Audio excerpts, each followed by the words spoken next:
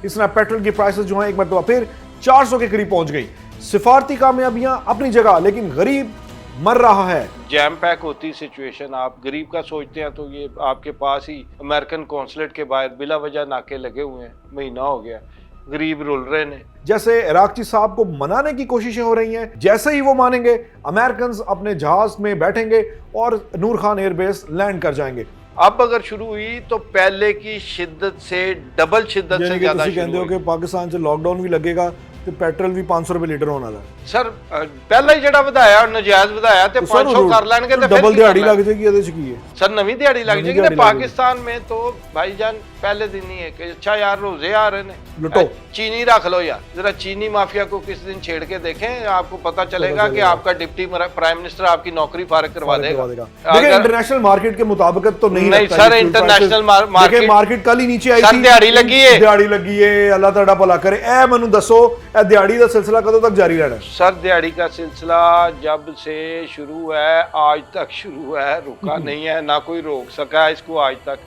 ये पता नहीं कब रुकेगा, ये मैं आपको कोई गारंटी नहीं दे सकता। ईरान के बैंक में मुस्तकिल युआन जमा होने शुरू हो गए हैं और चाइना ने भी ना उसकी बड़ी तारीफ की है। सर सीधी सी बात है, ये जो युआन वाला चक्कर है ना ट्रेड का, अगर ये इंप्लीमेंट हो गया ना प्रॉपर तरीके से तो अमेरिका इस काबिल नहीं रहेगा दुनिया में कि किसी पे फाइनेंशियल पाबंदियां लगा सकेगा। अस्सलाम वालेकुम नाज़रीन, मैं हूं शहरियार और मेरे साथ मौजूद हैं मुजाहिद जाफरी साहब, सीनियर दर्जेकार हैं।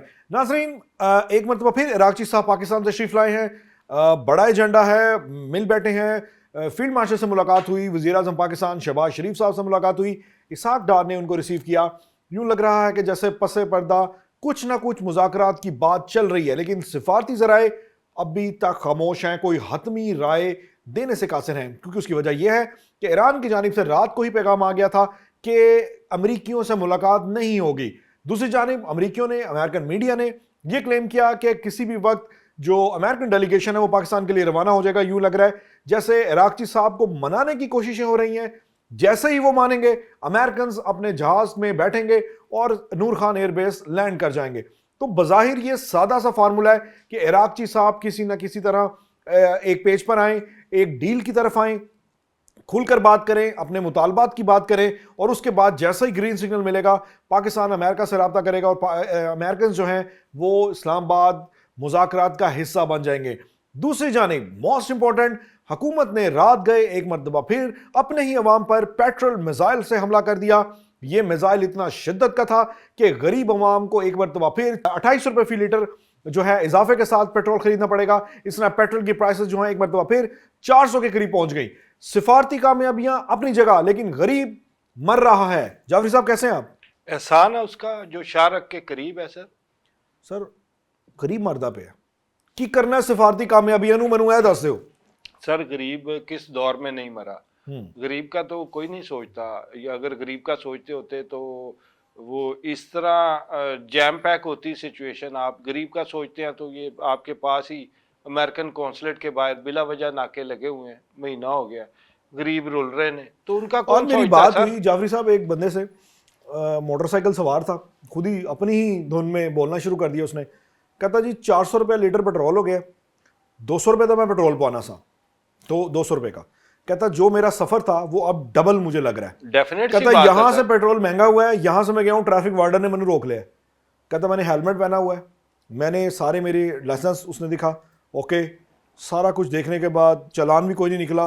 उसने कहा तेरा आला इशारा नहीं चलता पाया, सर इंडिकेटर नहीं चल रहा और 2000 रुपए का चालान। जाफरी साहब गरीब मर रहा है, सर सिफारती कामयाबियां की करिए तो सर ये सिफारती कामयाबियां एक अलग चीज है जो है नहीं है, गरीब के साथ जुल्म हो रहा है। अभी देखिए इंटरनेशनल मार्केट के मुताबिक तो नहीं सर, इंटरनेशनल मार्केट कल ही नीचे आई थी, दिहाड़ी लगी है, अल्लाह ताला भला करे। ए मैनू दसो ए दिहाड़ी का सिलसिला कदों तक जारी रहना? सर दिहाड़ी का सिलसिला जब से शुरू है आज तक शुरू है, रुका नहीं है, ना कोई रोक सका है इसको आज तक। ये पता नहीं कब रुकेगा, ये मैं आपको कोई गारंटी नहीं दे सकता। क्योंकि जिस तरह की हमारी लीडरशिप है, जो इंटरेस्ट है, आपको पता ही है कौन कौन से पॉलिटिशियन पे कैसा कैसा केस बना है, ये चल रहा है। तो ये दिहाड़ी प्रोग्राम है सर, ये ना मैं रोक सकता हूँ ना आप रोक सकते हैं। ये एक everybody going to snub. Jafri साहब कोई बोल नहीं रहा, कोई सर, खुलकर बोल नहीं सकता। सर बोलेगा ये मुल्क में तो सर, खतरनाक इस हमाम में survival है। सारे नंगे हैं, बोलेगा कौन? इस हमाम में सारे नंगे हैं, कोई नहीं बोलेगा सर। चलो फिर ਅਸੀਂ ਵੀ ਨਹੀਂ ਬੋਲਦੇ, ਅਸੀਂ ਵੀ ਚੁੱਪ ਕਰ ਜਾਂਦੇ ਆ। ਮੈਨੂੰ ਇਹ ਦੱਸੋ इराकची साहब ਮੰਨਦੇ पए ने कि नहीं मानते पे, नहीं क्यों सर, होने लगा है? मैंने आपको कल बताया आपने बता दिया था कि वो भाई बात ना तो डेडलॉक है। मुज़ाकरात है, ना इस इशू पे बात होगी। उन्होंने मस्कत जाना है, उन्होंने रशिया जाना है, उनके इलाकाई दौरे हैं। हाँ, इतना जरूर है कि CDF आसम मुनीर साहब से उनकी मुलाकात हुई है। मोहसिन नकवी साहब भी थे साथ, उनके इस्माइल बकाई साहब भी थे। तो एक वो क्या कॉन्फिडेंस बिल्डिंग का मामला चला है, लेकिन उसमें ये बात मुज़ाकरात के हवाले से कोई बात नहीं हो रही। ब्लॉकेट जब तक है यूएस की तब तक, और ब्लॉकेट से मुझे याद आया कि जंग दोबारा शुरू होने वाली, मैं कल तुहानू दस्सिया सी सर उन्होंने आज जेड़ा ईरानी ब्रिगेडियर साहब ने नवा दावा किया है, उन्होंने कहा अभी तो हमारे पास एक ऐसे मिसाइल पड़े हैं जो हमने यूज ही नहीं किए भाई। जी सर, अभी तो हमने वो संभाल के रखे मैंने हुए, आपको अगर याद टाकी टुकी बताया मार था। ली ऐसी मिसाइल देते। मैंने आपको बताया था कि ईरान ने अपनी पूरी कैपेसिटी नहीं इस्तेमाल नहीं की है, यूएस ने अपनी पूरी कैपेसिटी इस्तेमाल कर ली है। लेकिन अब वो मुझे जो शक पड़ रहा है ना, आप देखें यूरोप से कोई तकरीबन 2 दर्जन जंगी तैयारे उड़े हैं यूएस के, उड़ के वो मिडल ईस्ट आए हैं। फिर बेनगुरियन एयरपोर्ट इसराइल, वहां पे रीफ्यूलिंग जड़ा आधा उड़ाता सी ईरान में, जड़ा आधा उड़ाता सी 2-3 रीफ्यूलिंग प्लेन आए हैं यूएस से। वो जो जैसे तबाह नहीं किए थे पहले इन्होंने एक हवा में, फिर सऊदी अरब खड़े थे जो रीफ्यूलिंग, क्योंकि अब दोबारा चाहिए उन्हें, तो वो भी आ गए। इसका मतलब है कि जंग शुरू हो सकती है। उन्होंने अपनी फिजाई तैयारी मुकम्मल कर ली है। दूसरी तरफ देखें आप, समंदर की बात करें तो मेरी इंफॉर्मेशन के मुताबिक 21 बेड़े, बैरी बेड़े 21 जिनकी तादाद है, उनमें 4 जो हैं वो है जो जहाज कैरी करते हैं, जिसको एयरक्राफ्ट कैरियर जो होते हैं। 80 जहाज ले जाते हैं, सारे किक जहाज थे, 5-5 हजार फौजी है। ओके, यू नो, ये 21 टोटल है, जिनमें से 4 एयर डिफेंस सिस्टम इसमें लगा हुआ कि नहीं ये बताएं। इन मुख्तलिफ है, किसी में एयर डिफेंस सिस्टम इंस्टॉल है इन 21 में, किसी में एयर डिफेंस सिस्टम इंस्टॉल है, किसी में कुछ इंस्टॉल है। इस तरह जंगी हैं सारे के सारे। तो 21 उन्होंने इस तरह खड़े किए हैं कि इजराइल के ऊपर से लेके और नीचे हिंद महासागर तक, अगर मैं आपको एग्जैक्ट बताऊं तो आपको, उन्होंने खलीजे फारस छोड़ दी है, क्योंकि वो उनका ईरान के मुंह में जाने वाली बात है। और वैसे भी वहां इतनी माइंस लगी हुई है, वहां ये जा नहीं पॉसिबल नहीं है। बहरा अहमर, जिसको रेड सी कहते हैं, बहरा अरब और बहरा हिंद। बहरा हिंद में उन्होंने एक खड़ा किया हुआ है अपना एयरक्राफ्ट कैरियर, और एक आज तकरीबन 24-30 आवर्स की सेलिंग पे रह गया है। वो उन्होंने एक और डब्ल्यू बुश, आज वो बुश भी साहब भी आ रहे हैं, जी सर, लंदन में ज्वाइन करने आ रहे हैं। जी सर, अच्छा, लेकिन आज ईरान का जो शिप है वो भी पकड़ लिया सर। ईरान का शिप उन्होंने पकड़ लिया है, लेकिन जो ईरान भी उनके अगेंस्ट वही कार्रवाई करता है। ईरान ने भी आज एक और शिप पकड़ लिया, वो पकड़ के मोड़ते जा रहे हैं। इनके जो निकल सकते हैं, ईरान ने निकाल लेते हैं वो निकल जाते हैं। सर चाल भी तो चलता है ना, ईरान ने चाल चल दी, उन्होंने रशियन सारे छोड़ दिए। उन्होंने कहा जी रशिया हमारा दोस्त है, आप जाओ। तो उन रशिया नु अमेरिका किवें डकेगा? लेकिन चाइना ने लाइक फड़ लिया इन्होंने सर, वो भी वो छोड़ दिया ना उन्होंने। हालांकि उसमें तो वो मैं उन्हें उसका नाम, देखिए रशियन को रोकने का मतलब ये है कि सीधी पुतिन साहब दा मीटर घुमाने वाली गल है। सर मैंने कहा ना, ये चाल है ना, ईरान की सियासी चाल है। तो उन्होंने उनको छोड़ा और वो जाने दिया है रशियन, जो इसका मतलब है ईरान के वहां से निकल के गए ना। दूसरा, ईरान के बैंक में मुस्तकिल युआन जमा होने शुरू हो गए हैं, और चाइना ने भी ना उसकी बड़ी तारीफ की है। सर सीधी सी बात है, ये जो युआन वाला चक्कर है ना ट्रेड का, अगर ये इम्प्लीमेंट हो गया ना प्रॉपर तरीके से, तो अमेरिका इस काबिल नहीं रहेगा दुनिया में कि किसी पे फाइनेंशियल पाबंदियां लगा सकेगा, क्योंकि इन्हें तो पता ही नहीं चलना कि इसकी डॉलर में ट्रेड नहीं हो रही है, युआन में हो रही है। उन्हें तो चाइनीज बैंक सिस्टम का नहीं पता। अच्छा, लेकिन एक खौफनाक बात यह है कि आज ही अमेरिका ने ईरानी क्रिप्टो वॉलेट्स को मुंजमद किया। ईरान जो क्रिप्टो करेंसी में डीलिंग के ख्वाहिशमंद था, उन्होंने बड़ी स्मार्ट मूव खेली। सर ईरान के किसी क्रिप्टो वॉलेट को सर मुझे ये बताएं, ईरान के किसी ऑफिशियल के मुंह से आपने सुना था कि हम क्रिप्टो में डील कर रहे हैं?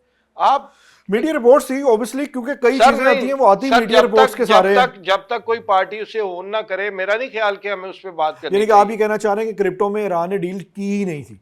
सर मेरा तो, मुझे तो नॉलेज नहीं है। दूसरी बात ये है कि जो बैरी बेड़ों का जो घेरा डाला ना, बड़ी ये बड़े बेड़े हैं, लेकिन ईरान ने इनका मुकाबला करना है छोटी छोटी बोट से।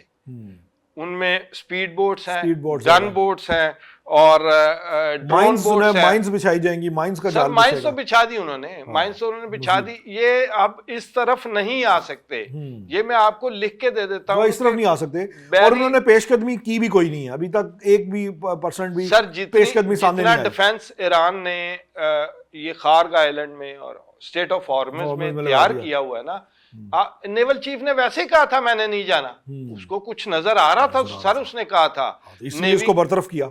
सर, इसीलिए उसको बरतरफ किया, उसको नजर आ रहा था नजर आ रहा था कि भाई मैं आगे नहीं जाना, सर मैं कोई भी मरांगा। फौज होगी, इनका प्रॉब्लम ये है, इन्होंने खुले समंदरों में एक्सरसाइजेज की हुई हैं, ये शैलो और लिमिटेड एरिया है, इसमें आपको ना सिर्फ समंदर से बल्कि पहाड़ों में से भी फायर आना है, जी हाँ। पहाड़ों में से भी मिसाइल आप पर दागे जाने हैं। तो आप मिसाल के तौर पे आप इब्राहिम लिंकन खड़ा है, वो भी इधर ही है वैसे, जी हाँ। हाँ जी, स्टेट ऑफ हॉर्मुज के सबसे करीब जो खड़े हैं जो एयरक्राफ्ट कैरियर, उनमें से इब्राहिम लिंकन है। आपकी वजह से मैंने पता कराया सर लिंकन होते ही मैं तो अंदाजा सर है। उसमें कैपेसिटी है, फर्ज कर ले 24 मिसाइलों या 24 हमलों को एट अ टाइम रोकने की।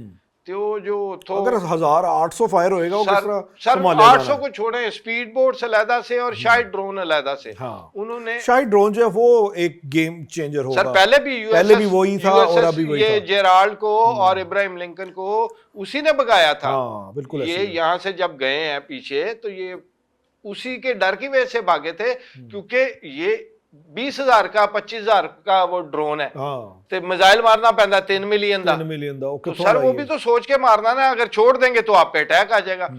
अब तो चक्कर ही और है, अब तो जो एंटी शिप मिसाइल चाइना ने दी हैं, 4 फ्लाइट्स उतरी हैं ईरान में पिछले 3 दिन में, चाइना की जो आपको सिग्नल जिनके हवा से ही खत्म हो गए थे, अब उनमें डिफेंस सिस्टम आया है, उनमें एंटी शिप आया है मिसाइल, उनमें क्या आया है ये मुझे नहीं पता, लेकिन वो उतरे हैं। और ईरान, अमेरिका कह रहा है कि उसकी 60%, पेंटागन रिपोर्ट कर रहा है कि हमारा अंदाजा गलत था, अभी उसकी 60% नेवी सरवाइव करती है। तो अगर वो खुद से मान रहे हैं कि 60% सरवाइव करती है, IRGC सरवाइव करती है, हर बात का जवाब दिया जा रहा है, तो मुझे नहीं लगता कि किसी माज पे भी ईरान डरने वाला है। नहीं, ईरान डरने वाला तो नहीं है, लेकिन स्ट्रेटेजिक हिकमत अमली जो है वो उसका हक है, और उस पर वो देखते हैं क्या बनाता है, क्योंकि आज का दिन बहुत इंपॉर्टेंट है। अगर इराक़ची साहब बगैर कोई पेशरफ दिखाए वापस चले जाते हैं तो अमेरिकन नहीं आएंगे पाकिस्तान डेफिनेटली, क्योंकि वो इसी इंतजार में है तो सानू ग्रीन सिग्नल मिलता है, असि फौरन सहेली ने किया ना, जेराल्ड कुश्नर और वो जा रहे हैं, कैरोलिन ने कहा है ना, कैरोलिन ने कहा है सर, लेकिन अभी वो उन्होंने उड़ान नहीं भरी सर। उन्होंने कहा JD वेंस यहाँ रह के जो है वो आज शाम का उनका है कि आज वही मैं कह रहा हूं कि अगर आज रात तक जो है पेशरफ हो जाती है, इराक़ची साहब कोई बड़े ब्रेक थ्रू की तरफ आते हैं, ऑब्वियसली उन्होंने जहाज फड़ना है, 14 घंटे के अंदर पहुंच जाएंगे। सर वो आपकी बात ठीक है, 14 घंटे में पहुंचना है, लेकिन उसके लिए रजामंदी दरकार है, और रजामंदी का कोई चांस नजर नहीं आ रहा। रजामंदी का कहां से चांस नजर आएगा सर, जबकि वो मैंने आपको कहा है जब तक ये ब्लॉकेड खत्म नहीं होनी, नेवल ब्लॉकेड जो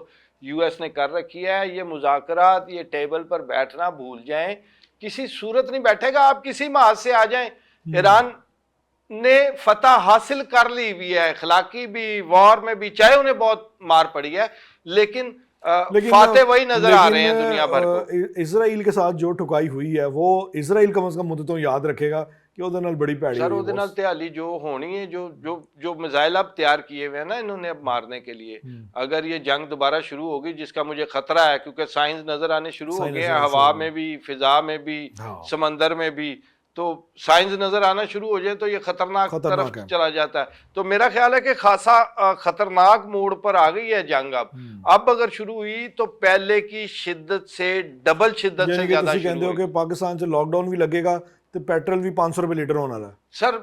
पहला ही ਜਿਹੜਾ ਵਧਾਇਆ ਨਜਾਇਜ਼ ਵਧਾਇਆ ਤੇ 500 कर लेंगे तो डबल दिहाड़ी लग जाएगी ਇਹਦੇ ਚ ਕੀ ਹੈ सर, नवी दिहाड़ी लग जाएगी। तो पाकिस्तान में तो भाईजान पहले दिन ही है कि अच्छा यार रोजे आ रहे हैं, लुटो चीनी रख लो यार। हाँ, तो भाई टमाटर गायब करो, प्याज गायब करो, ये ऐसा माफिया है। मैं टमाटर प्याज तो किसान से ताल्लुक रखते हैं ना सर, किसान और कोई स्टोरेज वाले।